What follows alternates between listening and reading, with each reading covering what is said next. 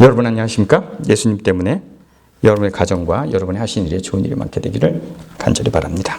우리가 인생을 살아가다 보면 내 의견에 맞지 않지만 뭔가를 큰 거를 얻기 위해서 작은 거를 양보하는 경우가 있습니다.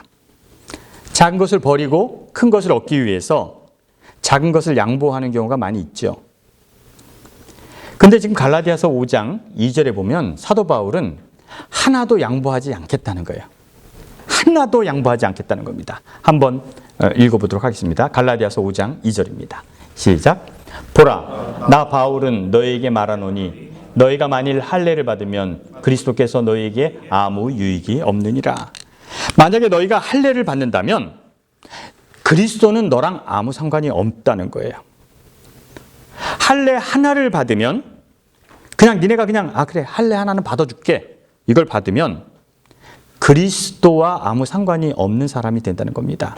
즉 그리스도인은 율법에 구애받지 말아야 된다는 거예요. 그러면 만약에 할례를 받는다 그러면 그것은 무엇이 되는 거냐면 그리스도인이 아니라 율법인이 된다는 거죠. 그래서 하나도 인정하지 않겠다는 겁니다. 사도 바울은 그 어떤 것도 율법이 우리 안에 들어오는 것을 인정하지 않겠다는 겁니다. 그러면 그리스도로 인하여 구원받는 것을 포기하라는 거예요. 너무 지나친 것 같지 않습니까? 여러분들 만약에 뭔가 절충해야 된다면 요거 하나는 내가 양보할게. 그런데 사도 바울은 아무것도 양보하지 않겠다는 겁니다.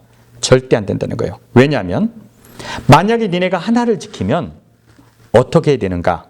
모든 것을 다 지켜야 된다는 겁니다. 다음 절 보겠습니다. 5장 2절입니다. 같이 읽어보겠습니다. 시작. 내가 할례를 받은 각 사람에게 다시 증언하노니 그는 율법 전체를 행할 의무를 가진 거라. 네가 할례 하나를 받아들이면 율법 모두를 지키든지 다 지킬 자신이 없으면 할례도 받지 말라는 거예요. 할례를 받은 사람은 제사법도 지키고 구약에 얘기한 그 율법을 다 지키라는 거예요. 다 지킬 자신이 없으면 하나도 너네 몸에 지니지 말라는 겁니다. 이것이 말이 되는 겁니까? 엄청난 얘기를 하는 겁니다. 율법은 아무 가치가 없다라고 얘기하는 거죠. 여러분, 사도 바울이 그 율법을 버리라는 것 중에 십계명이 들어갑니까? 안 들어갑니까? 들어갈 것 같아요? 안 들어갈 것 같아요? 예? 십계명은 안 들어갈 것 같아요? 들어가죠. 레위기의 법은 들어갑니까? 안 들어갑니까? 들어가죠. 제사법은요? 다 들어갑니다. 성경에 말한 모든 율법은 하나도 지키지 않아도 된다는 얘기를 하는 겁니다. 왜 이렇게까지 해야 되죠? 그래서 사도 바울은 모든 것을 버리라고 하는 거예요. 원칙은 없다는 거예요. 그래서 제가 예를 들어보려고 합니다. 잠깐 볼게요. 안 돌려도 돼요. 내가 갖고 나올 거예요. 믹서기를 예로 들고 싶었어요. 믹서기. 이거 믹서기죠. 이 교회에서 잠시 빌렸습니다. 믹서기에다가 십계명도 넣으라는 거예요. 이것도 넣고 갈아버리라는 거죠. 이거 열리나요? 안 열려요. 넣었어요. 레위기, 민수기, 모세, 오경, 율법도 다 넣어버리라는 거죠. 관수법도 버리라는 겁니다. 관수법도 버리고 제사법도 버리라는 겁니다. 그리고 이 믹서기를 돌려볼까요? 이거 다 버리고 이것을 한번 믹서기에 내서 돌려보라는 거죠. 좀 너무하지 않습니까? 이거를 다 버리기는 우리 인생이 여지껏 너무 힘들게 살았어요. 무엇인가 원칙이 있는 것 같았고 그걸 지켜야 되는 것 같았고 무엇인가 이것만은 버리지 말아야 될 것 같은 것들이 있었어요. 그래서 우리는 그것을 지키기 위해서 엄청나게 몸부림쳤습니다. 여러분 여기다 십계명도 넣었잖아요. 그럼 여러분들이 저에게 질문할 수 있습니다. 아니 목사님, 나 외에 다른 신들을 내게 있게 하지 말라는 것도 버려야 됩니까? 버려야 됩니까? 우상을 만들지도 말고 그것들에게 절하지 말라도 넣으라는 거예요? 근데 사도 바울은 갈라디아서에서 다 넣으라는 거예요.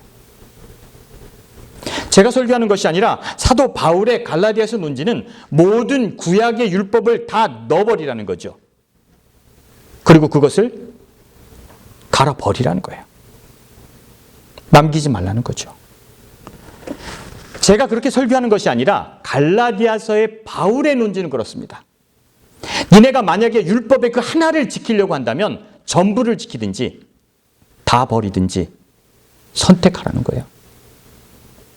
이게 이해가 됩니까? 안 되죠. 어려워요. 누구보다 정말 율법을 지켜야 된다고 생각한 저의 삶을 두고 볼 때 이건 참으로 어려운 거예요. 무엇은 남겨야 될 것 같아요. 무엇은 꼭 해야 될 것 같아요. 그런데 사도 바울은 남김없이 넣고 갈아버리라는 겁니다. 뭐 제가 하자는 거 아니니까 사도 바울이 한번 다 넣고 갈아버리니까 한번 갈아볼까요? 이제 넣습니다. 그리고 갈아버렸습니다. 여러분 답답하지 않습니까? 저의 인생 50년 이상 근 60년을 살면서 정말 지켜야 되는 원칙이 있었고 성경에 원칙이 있었고 율법이 있었는데 그걸 이곳에 넣고 간다는 게 쉬운 일입니까? 무엇인가를 내 삶의 원칙처럼 지켜오는 것을 버리는 것이 쉬울까요? 어렵습니다. 제가 어떤 종교를 믿고 그 종교 속에서 그것이 원칙이라고 생각했던 것을 버리는 것 정말 어려웠습니다. 죽고 싶었습니다. 무엇인가 틀린 것을 알았을 때, 아, 이게 틀렸구나 알았을 때 성경을 보지 말아야겠다는 생각을 했어요. 아, 이렇게 보다가는 내가 망가지겠구나. 두려웠어요. 성경을 더 이상 볼 수 없던 순간도 있었어요. 그런데 한번 그냥 제 얘기가 아니니까 사도 바울이 그렇게 하라고 했으니까 한번 그것을 놓고 돌리겠습니다. 윙 돌아갔어요. 그래서 구약의 모든 율법을 넣고 돌려서 다 파괴해버렸는데 여기서 무엇이 나올 것 같아요? 그럼 뭔가 나올 거 아니에요. 사도 바울이 뭔가 나온다는 건데 그 다음이 뭐가 나오는지 사도 바울은 5장 6절에 얘기하고 있습니다. 한번 보겠습니다. 이거 내가 준 거대로 만들어줬어야 되는데. 자, 한번 읽어보겠습니다. 시작. 다 같이 읽겠습니다. 시작. 예수 그리스도 안에서 할례나 무할례나 효력이 없을 때 사랑으로 역사하는 믿음뿐이니라. 할례는 율법이죠. 무할례는 율법을 파괴하는 겁니다. 그런데 그리스도 예수 안에 있는 할례나 무할례나 아무 효력이 없을 때 사랑으로 역사하는 무엇뿐이니라? 믿음뿐이니라. 중요한 게 아니라는 거예요. 그 결과가 나오는데 이것뿐이라는 거예요. 근데 제가 세 번역으로 읽어드릴게요. 그리스도 예수 안에서 할례를 받거나 안 받거나 문제가 아니라는 겁니다.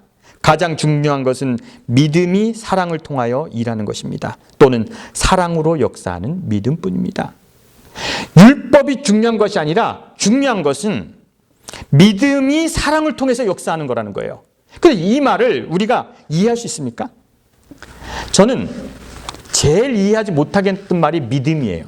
난 믿음이 뭔지 모르겠어요. 사랑도 모르겠어요. 사랑이 뭡니까? 어떤 게 믿음입니까? 그래서 저는 이걸 추상적인 명사는 제가 설명할 수가 없어요. 믿음이 뭔지도 모르겠고 사랑이 뭔지도 모르겠어요. 그래서 저는 이것을 어떻게 설명할 줄 모르다고 생각합니다. 그러면 도대체 이 설명되지 않는 믿음, 사랑 이런 얘기들을 사도 바울은 어떻게 설명했냐면 사랑으로 역사하는 믿음, 믿음으로 역사하는 사랑이 무엇이냐고 얘기했냐면 갈라디아서 5장 14절입니다. 다 같이 읽겠습니다. 크게 읽어보십시오. 시작. 온 율법은 내 이웃 사랑하기를 내 자신같이 하라 하신 말씀이 이루어졌나니. 온 율법 제가 여기다 다 넣고 갈았죠. 십계명, 제사법 다 갈았죠. 그런데 이 가른 것이 떵하니 튀어나온 게 온 율법이 뭐였다는 거예요? 이웃을 사랑하기를 내 자신같이 하라는 말씀에서 이루어졌나니. 그래서 제가 여기다가 십계명도 넣고 율법도 넣고 다 갈았더니 한 가지가 나왔는데 율법에서 나온 것은 뭐예요? 내 이웃을 내 몸과 같이 사랑하라는 거예요. 믿음도 헷갈리고 사랑도 헷갈리는데 여기 이해되시죠? 내 이웃을 내 몸같이 사랑하는 것이 율법을 갈았더니 나오는 거라는 거죠. 아멘 하셔야 되지 않습니까? 이거예요. 힘들어요? 왜요? 그럼 하지 마세요. 자유예요. 그러면요. 이웃을 내 몸같이 사랑하라는 말은 공자도 했고 석가모니도 했고 다 했어요. 근데 이 이웃을 갈라디아서 5장 14절에 온 율법은 내 이웃을 사랑하기를 내 자신같이 하라는 하나님의 말씀은 어디에 나와 있는 얘기냐면 레위기 19장 17절에 나와 있는 얘기야. 한번 보시죠. 레위기 19장 17절입니다. 한번 다 같이 읽겠습니다. 시작. 너는 내 형제를 마음으로 미워하지 말며 내 이웃을 반드시 견책하라. 그러면 내가 그에 대하여 죄를 담당하지 아니하리라. 원수를 갚지 말며 동포를 원망하지 말며 내 이웃 사랑하기를 내 자신같이 하라 하는 여호와의 말씀이라. 똑같은 성경절이죠. 그래서 사도 바울이 레위기 19장 17절에 있는 말씀을 인용했다라고 생각합니다. 그런데 레위기 19장은요, 갈라디아서 5장과 너무 차이가 있습니다. 여러분, 구약 성경에 내 이웃을 사랑하라는 말은 무슨 말인지 정확하게 나와 있어요. 레위기 25장에 보면요, 우리가 어떻게 살아야 될지를 나와 있어요. 제가 설명을 할게요. 그냥 제가 대충 읽겠습니다. 너와 함께 있는 내 형제 가운데 가난한 사람이 되어 몸이 팔리면 너는 그를 종으로 부리지 말고. 그래서 만약에 이스라엘 동족 중에 어떤 사람이 가난하게 됐어요. 근데 그 땅이 있어요. 그래서 내가 그 땅을 샀어요. 그 땅을 샀는데 그 사람은 나의 종이 될 거 아니에요. 종이 돼야 되는데 종으로 부리지 말고 그 사람을 종처럼 부리지 말고 내 옆에 집에 사는 사람으로 부르는 거죠. 그 품꾼이나 동거인 같이 하라. 종처럼 하지 마라. 그래서 그 사람을 내 곁에 두고 이웃처럼 하면서 언제까지 그 땅을 내가 소유할 수 있냐면 언제까지요? 희년까지 소유하라는 겁니다. 그래서 희년이라는 것은 희년에는 원래 주인에게 돌아가는 거예요. 그때까지만 그 사람을 내 곁에 두고 종으로 부리지 말라는 겁니다. 여러분, 희년 들어보셨어요? 희년? 희년이라고 들어보셨어요? 희년이 뭡니까? 못 들어봤어요? 희년 뭐예요? 7번 안식일이 지나고 다음 해. 아니죠. 77에 49. 49년. 뭐든지 49년이 지나면 원주인에게 돌아가는 거예요. 뭐든지 49년이 지나면. 희년이 되면 내가 땅을 뺏겼든지 안 뺏겼든지 다 다시 제자리로 돌아가는 게 희년이에요. 정말 좋은 제도 아닙니까? 좋은 제도 같아요? 왜 안 좋아요? 지성이 부정적이야. 희년이 왜 안 좋아요? 내가 사업이 망했어요. 망했어도 그 연도가 되면 모든 것이 내 거로 돌아와요. 종으로 갔던 사람은 풀려나고 이런 좋은 제도입니다. 어떤 거냐면 우리가 이해하기 쉽게 뱅크럽시가 사면되는 날이에요. 크레딧이 회복되는 날이에요. 좋은 날입니까? 좋은 날 같아요? 나쁜 날 같아요? 49년 예? 49년. 왜요? 49년이 중요한 게 뭐냐면 우리 평생에 한 번은 풀려날 길이 생기는 거예요. 적어도 자유인으로 죽을 수 있는 기회가 생기는 거예요. 근데 여러분 이렇게 설명할게요. 2022년이 모든 죄에서 회복되는 희년이라고 그러자고요. 2022년이. 그럼 어떤 일이 발생하겠습니까? 2022년에는 모든 땅이 죄주인에게 돌아가요. 그럼 여러분들은 뱅크럽시를 언제 하겠습니까? 언제 뱅크럽시 해야 돼요? 2021년 12월 31일을 하고 2021년에 다 세면 되니까 얼마나 좋습니까? 되게 좋은 제도죠. 이 제도는 이상적이지만 현실성이 없어요. 그래서 없어졌어요. 말도 안 되는 제도죠. 성경에 희년이라는 제도가 나오지만 그 제도는 우리가 받아들일 수가 없어요. 말도 안 되는 제도이기 때문에. 그래서 희년은 역사 속에서 사라졌어요. 근데 여기 희년이라는 것이 나와요. 근데 희년 때까지 다 돌려보내라는 거예요. 그리고 이웃에게 딴 상은 돌려주고 그 사람을 동거인처럼 지내다가 그 다음에 희년에는 돌려보내는 거예요. 그리고 다시 다 자기 땅을 가지고 나가서 이제 다시 일을 시작하는 거예요. 그런데 이 얘기는 참 좋은 얘기 같죠. 근데 우리는 성경을 볼 때 그 다음 절을 안 보는 게 문제입니다. 그 다음 절이 무엇이라고 나와 있는지 한번 보겠습니다.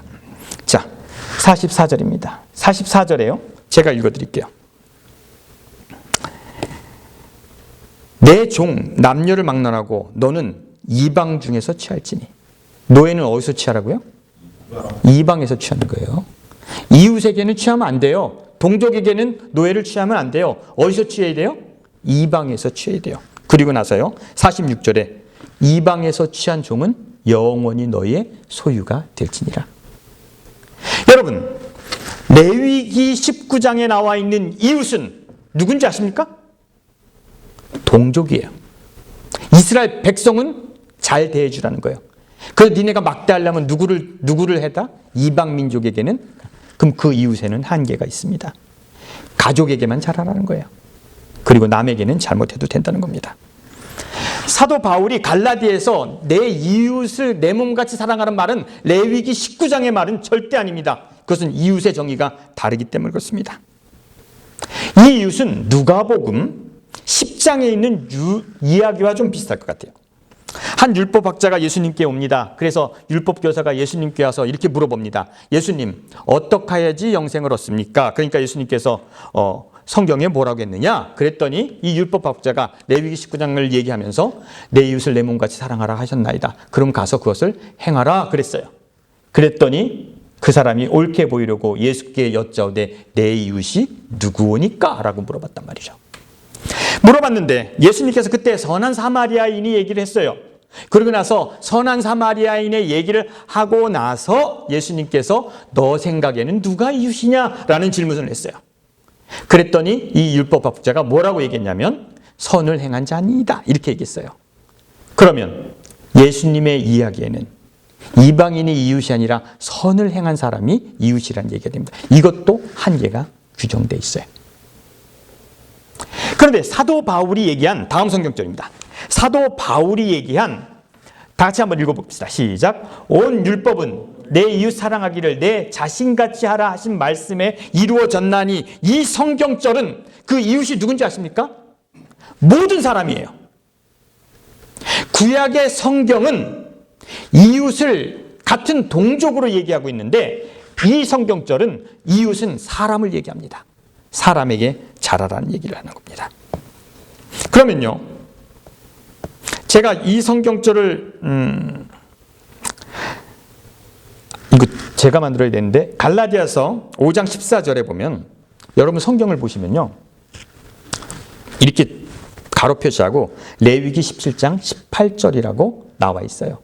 갈라디아서 5장 14절은 레위기 19장 18절의 말씀을 인용했다라고 우리에게 암시를 합니다. 그래서 갈라디아서 5장 14절은 레위기 19장에서 갖고 왔다라고 성경은 우리에게 가르쳐주고 있어요. 잘못된 인포메이션을 주는 거예요.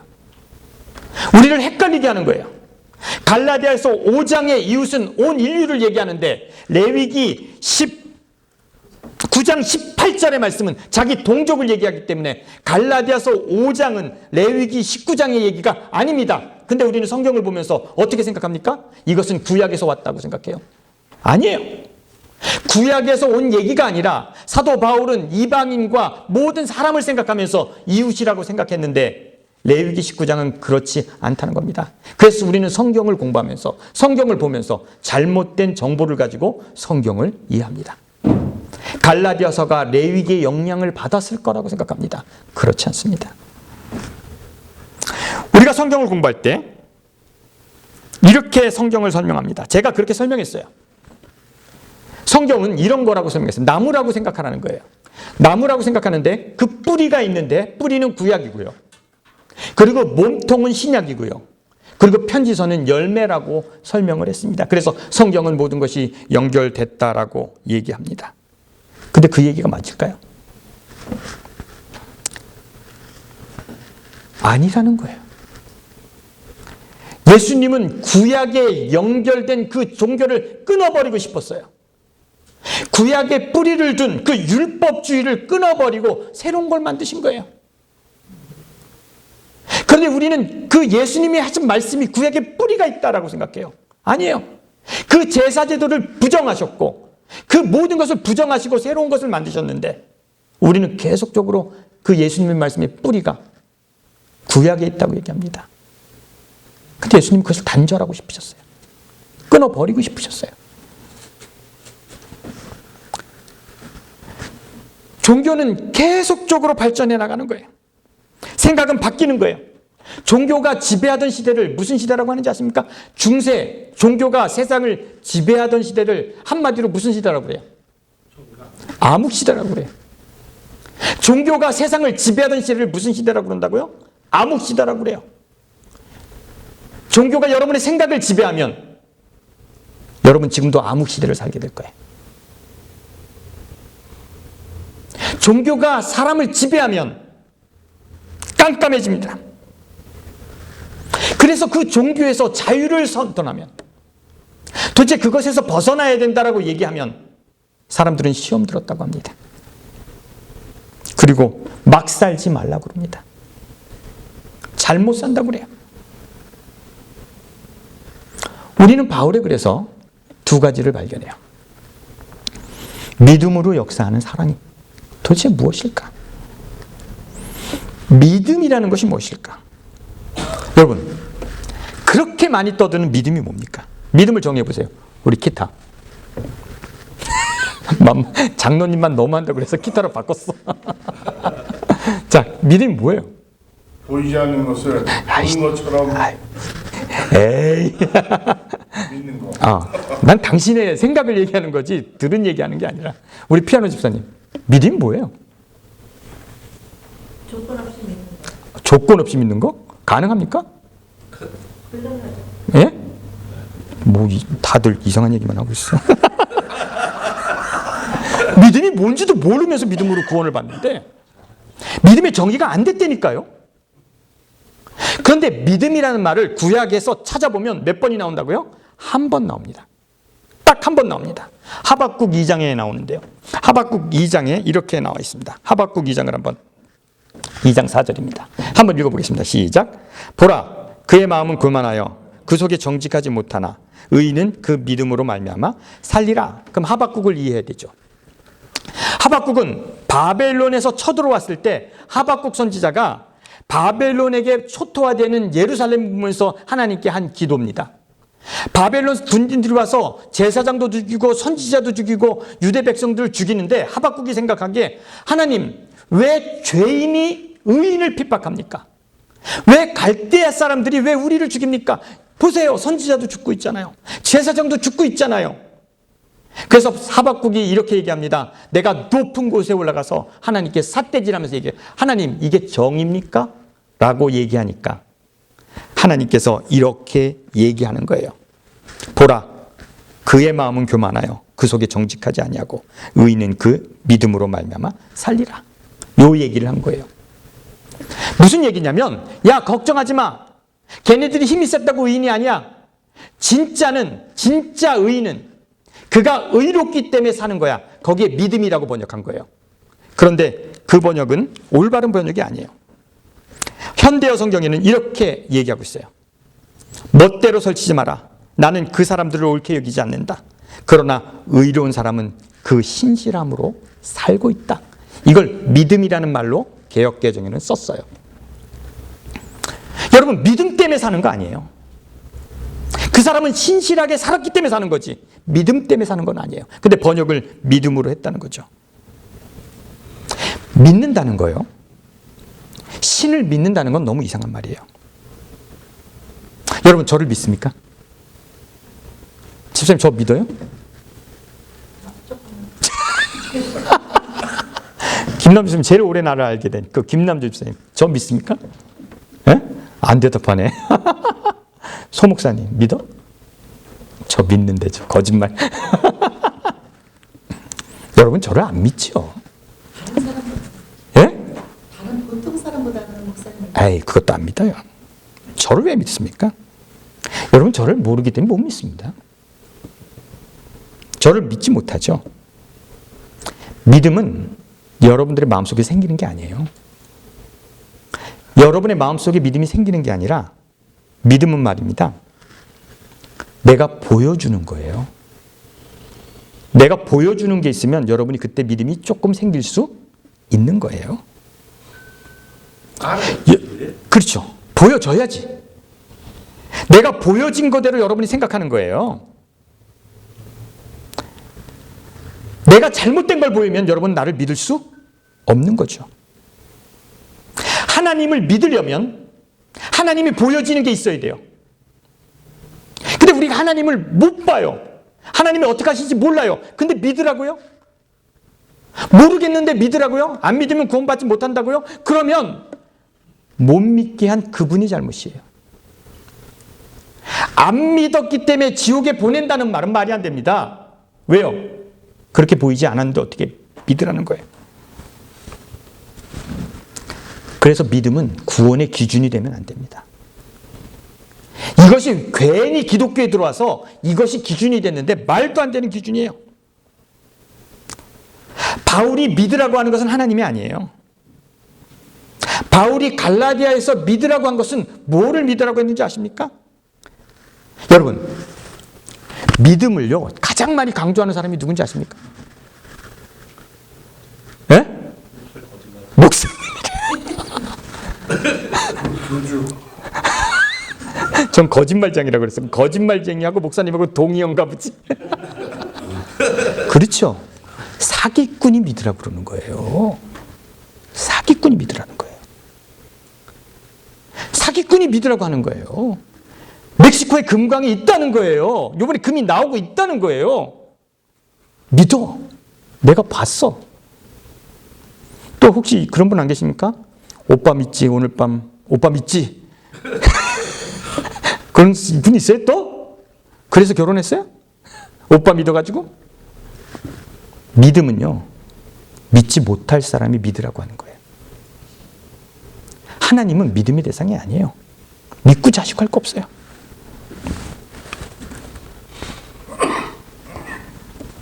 바울이 갈라디아에 있어서 믿으라고 하는 건 뭔지 아십니까? 뭘 믿으라고 하는 것 같아요?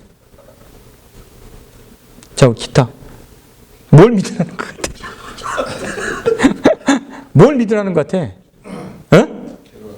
예? 김 목사님, 뭘 믿으라고 하는 것 같아? 갈라디아에서 믿으라는 게 있잖아. 뭔지 모르겠어요? 갈라디아에서 믿으라는 것은요, 따라하시기 바랍니다. 할례 안 받아도 된다는 것을 믿으라는 거예요. 따라하시기 바랍니다. 할례 안 받아도 된다. 이걸 믿으라는 거예요. 율법이 너희를 구원하지 못한다는 것을 뭐하라는 거예요? 믿으라는 거예요. 갈라디아에서 요지는 예수님이 십자가를 믿고 예수님을 믿으라는 게 아니라 율법이 너희를 구원할 수 없다는 것을 뭐하라는 거예요? 믿으라는 거예요. 왜요? 믿음의 전제는 이런 겁니다. 믿음은 무엇이냐면 내가 경험한 거에 대한 확신이 믿음이에요. 따라해 보실래요?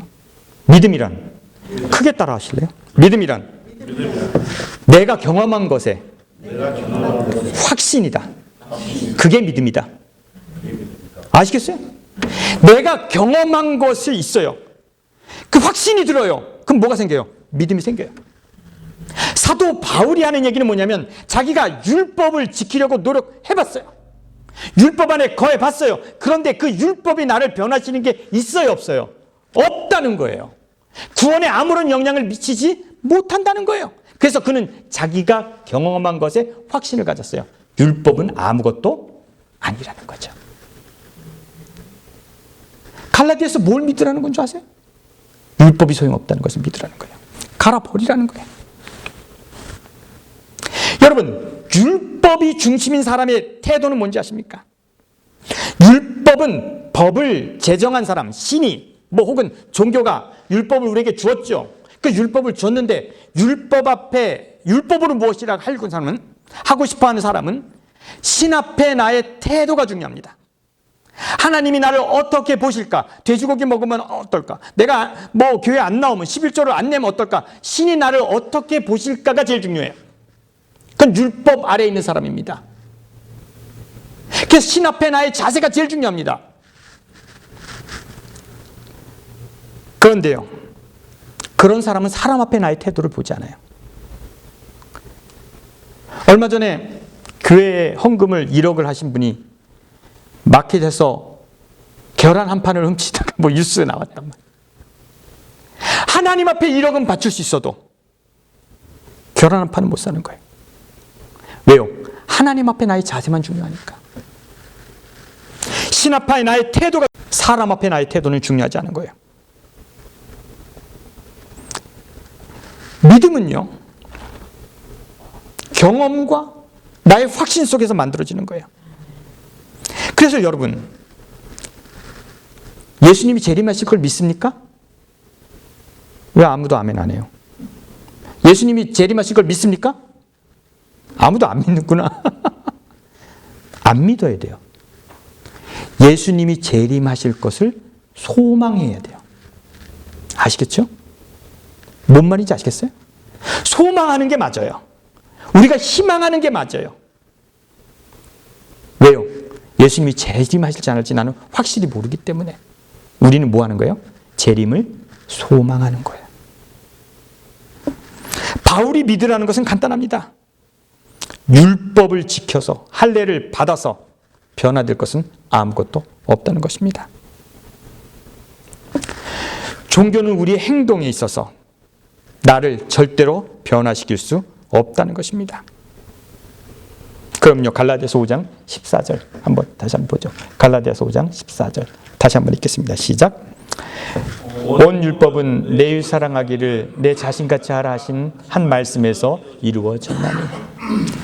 그래서 모든 율법을 믹서기에 넣고 갈았더니 온 율법은 내 이웃 사랑하기를 내 자신같이 하라 라는 말 속에 이루어졌다는 거죠. 이건 훨씬 더 접근하기 쉽죠. 훨씬 더 접근하기 쉬운 얘기입니다. 제가 그 이해를 참 좋아하는데 요번에 이렇게 설명하려다가 다른 걸 찾아보려는데 이게 제일 좋은 것 같아요. 그래서 이해를 씁니다. 충남 아산에 가면 해평 윤씨가 있어요. 우리 윤석열 대통령은 무슨 윤씨인가요? 파평 윤씨인가요? 그 파평 윤씨가 아니라서 이거 쓰기로 했습니다. 그 윤씨 집안은 아산 윤씨 집안이 경상도 집안인데 이 집안은 대대로 거지들한테 잘했어요. 가난한 사람들에 잘했어요. 그래서 아산에 가면 이 집안 뭐 이렇게 막 역사적으로 좋은 일 한 것이 많이 나와 있어요. 아산의 거지들은 아무리 배고파도 그 집에 가면 사람 대접을 받는다고 생각을 했어요. 먹을 것을 준다라고 생각했어요. 그래서 아산 거지는 절망하지 않았다는 얘기가 있어요. 윤씨 집안은 그들을 사람 대접한다는 거예요. 그래서 아산 거지들이 늘 하는 말이 있답니다. 윤씨 집안은 복 받을 거야. 윤씨 집안은 복 받을 거야. 그랬답니다. 여러분, 목사에게 축복권이 있다고 해서 목사가 축복하면 복 받을 것 같습니까? 제가 축도하면 여러분 복 받을 것 같습니까? 이건 싸구려예요. 목사가 축복한다고 복 받지 않습니다. 근데 진짜 축복은 뭔지 아십니까? 가난한 자, 없는 사람이 저 사람은 뭐 할 거야? 복 받을 거야 하는 것은 진짜 축복입니다. 여러분의 가난한 이웃이, 여러분의 힘든 이웃이 저 사람은 복 받을 거야. 하늘이 있다면 저 사람에게 복을 줘야지. 이게 진정한 축복이에요. 복을 빌어주는 거잖아요. 그게 축복입니다. 율법을 다 모아서 정리하면 이웃에 대한 나의 태도를 정의하고 있어요. 가난한 자가 나에게 축복할 때 저 사람은 저렇게 사니까 복 받을 거야. 이것이 축복이고 이게 율법의 완성임을 기억하게 되길 간절히 바랍니다. 그거예요. 우리가 이것을 이루기 위해서 제가 한 거 나눠주세요.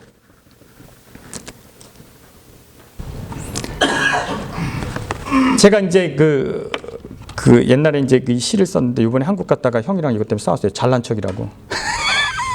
여러분 원래 시는 잘난 척하려고 쓰는 겁니다. 근데 제가 생각하는 그리스도인 상이 있어요. 제가 이걸 한번 읽어드릴게요. 제가 우리 어머니 그 팔순잔치에 제가 이걸 했는데 저는 그 트럭 일을 합니다. 트럭 일을 하는데 많은 사람들이 할 줄 몰라요. 그래서 제가 잘 가르쳐줘요. 그래서 내가 그 사람을 잘 가르쳐주면 그 사람이 또 다른 사람을 가르쳐주면 처음 시작한 사람이 편하지 않겠나? 그런 생각을 합니다. 그래서 그 사람 마음속에 감사함이 있다면 내 인생을 잘 살았구나. 제가 아프리카나 이런 데 가서 염소를 사줍니다. 제가 뭐 내 이름을 나타내진 않아요. 한 가정에 5마리를 사줘요. 근데 그 사람이 내가 그 사람한테 베푼 친절이 고마워서 그 사람이 다른 사람에게 그렇게 친절하게 한다면 세상은 좋은 세상이 되지 않을까라는 생각을 합니다. 그것이 제 꿈이에요. 제가 한번 읽겠습니다. 좀 크게 틀어주시고 한번 그냥 보세요. 자, 제가 읽겠습니다. 내가 남긴 것이 너에게 고마움이라면 내가 너에게 한 것 같이 너도 다른 이에게 그렇게 한다면 처음 길을 가는 그가 그렇게 힘들지는 않겠지. 내가 내게 본 것을 내가 다른 이에게 보인다면 그에게 세상이 조금은 아름다워 보이겠지. 만약에 내가 너에게 조금이라도 힘이 되었다면 그것이 너로 인해 다른 이에게 흘렀다면 나에게 전해주렴 고마웠다고. 난 그 고마움을 모아 배를 만들어 저 강을 건너려 하오. 나 고마움의 배 위에서 내가 살아온 세상을 보며 참 좋은 만남이었어. 참 아름다운 소풍이었어. 웃으며 이 강을 건너려 하오. 영원히 사시게 고마움의 배 만들지 못한 자. 우리 어머니가 80이기 때문에 이제 오래 사실 것 같진 않아요. 여러분, 뭐 꺼도 돼요. 진정한 종교는 뭐냐면 여러분들이 이웃에게 어떤 것을 남기고 그 이웃이 그것이 감사해서 그것이 전해지고 그것이 나눠져서 좋은 세상이 되면 그것이 하나님이 원하는 세상입니다. 세상의 조그만 변화를 나에게서 시작됐다면 그리스도인 삶으로 다 산 거예요. 그래서 그 사람들이 고마움이 있는데 그 고마움을 모아서 나는 배를 만들어서 저 강은 죽음의 강이겠죠. 고마움의 배를 타고 기분 좋게 죽으면 되는 거예요. 그리고 우리가 인생을 보면서 얘기할 때 뭐라고요? 참 좋은 만남이었어요. 제가 여러분들을 만난 게 참 좋았어요. 이렇게 주말마다 와서 설교하고 여러분들과 같이 김밥 먹는 것이 꼭 소풍 같았어요. 참 좋았어요. 감사해요. 웃으면서 죽음의 강을 건너가는 것. 그 강 건너가 천국이면 좋지요. 그것이 구원의 강이면 좋지요. 그러나 여러분들이 그 구원의 강에 구원을 받지 않더라도 여러분의 인생이 이 땅에 살아온 삶이 소풍 같고 좋은 만남이었고 그 어떤 사람이 여러분을 만나서 행복했다면 그것이 그리스도인 삶이에요. 그것이 힘이 되어서 세상이 조금이라도 변화됐다면 그것이 예수님이 이루려는 세상이었어요. 그래서 갈라디아서에 이렇게 얘기하죠. 온 율법은 내 이웃 사랑하기를 내 자신같이 하라 하신 말씀에서 이루어졌나니 성경도 종교도 궁극적으로 이루어질 것은 이것이라는 거죠. 여러분 그런 삶을 살게 되기를 간절히 바랍니다. 기도하겠습니다.